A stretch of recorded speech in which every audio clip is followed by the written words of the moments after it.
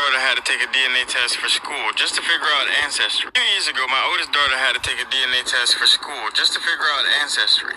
During the DNA test, she came to me very, very sad because apparently me and her were not related. I was like, huh? When she told me this, I had to keep a straight face because the immediate shock was just wild. Then I decided to go with her to get a paternity test done. When we got the paternity test done, it was also concluded that I was not her father. At this point, I was shocked. I've had 4 kids with my wife, and she was the oldest, and I needed to see how far this rabbit hole went. I told her to not let her mother know that we know this information, and then I went to my next oldest child. Not mine. I went to the one below that. Not mine. And then I decided to stop there because the youngest child is so young that this may directly affect them, and they don't really understand what's going on anyway. So I didn't even want to go into that rabbit hole, but when I got the information, I immediately was like, let me go talk to my wife about this. So, like always, she didn't take responsibility or any type of accountability, and she said, how are you going to believe your wife over these tests? I was like, are you serious? Are you like, for real, for real? Like, is this really where you're gonna go with this? Then she starts crying profusely and saying it was only one time, I didn't mean to do it. And I was like, it was only one time. Hey, and then I showed her that each one of the children aren't mine, with the exception of the youngest, as so I think. That's when it dawned on me that it was one time, multiple times, and then when we looked, each one of the children had different baby fathers, and somehow that made it even worse, because it wasn't just one person you was cheating on me with. This is a habitual thing with multiple different people that you probably don't know about, and I'm taking care of their kids. They're my kids. They're my kids. I've raised each and every one of them from a super young age, and they stood by me through this whole situation.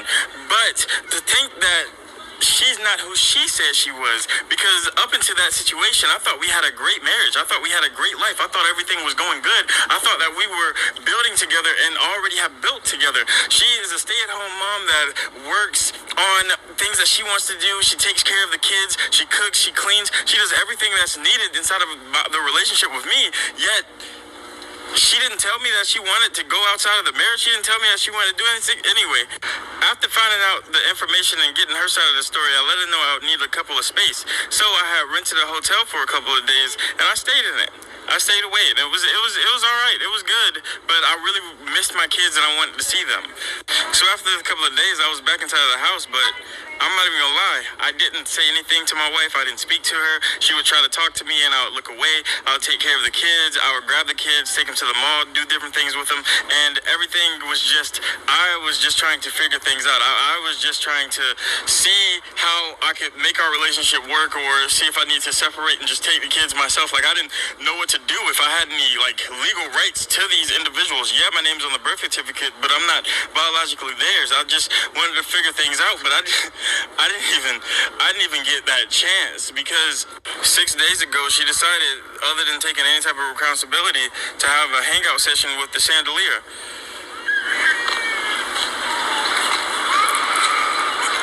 And I'm so happy I have my kids, because I just don't know what I would like. It's just baffling to me, because the whole time, even with evidence, she just kept denying and denying and denying and denying. And I don't know if I did something wrong. I don't know if I was never supposed to know in the first place. I don't know what's going to happen, but I know I didn't want this to happen. I didn't want to not have my kids, not to have their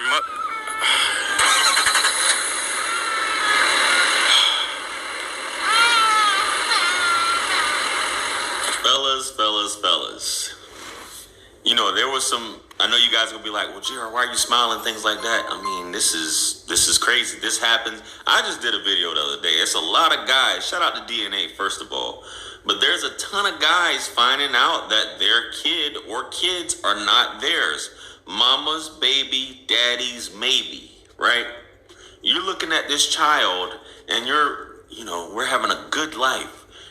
And all along, your old lady, your baby mama, your wife, is getting her cheeks clapped in different increments. And you brought 4 kids along in this lifetime? And this is what's going on? How heartbreaking and devastating is that, especially the older they are? I mean, even if it's a baby, that's heartbreaking. To know that all this time she was getting smutted out, and this woman had no. This has been going on for a while, guys. DNA just happens to bring a lot of this stuff to light. And the fact that he went back and he basically was giving her the cold shoulder, as a lot of people say he should, because you need time to get over some things. You're raising the kids. And she just couldn't deal with the rejection and the cold shoulder, and knowing that what she did to the family, what she did all along. And some women will be selfish and do things like they can't deal with the rejection or living with what they've done to someone, even though I'm pretty sure she had no intent letting this guy know what had happened. This was going to go to her grave, that she basically had kids by different men. Now, all of this, I mean, you're finding out that your kid has a project for ancestry and stuff like that and doing DNA. It sounds a little far-fetched that a kid is taking a test in school to find things out, right?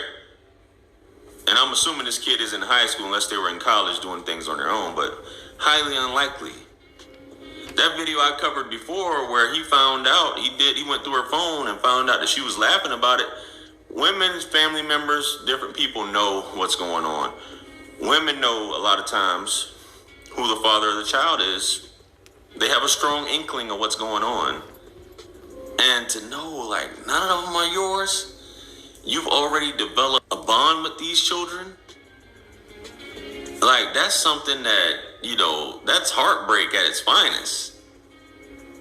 And some other man, you're taking care of some other man's kids, and you develop this thing towards them. I think the lady in the video, she was like, so what? You're doing the most. You're going too far. Why would you do something like that? Why would you do this?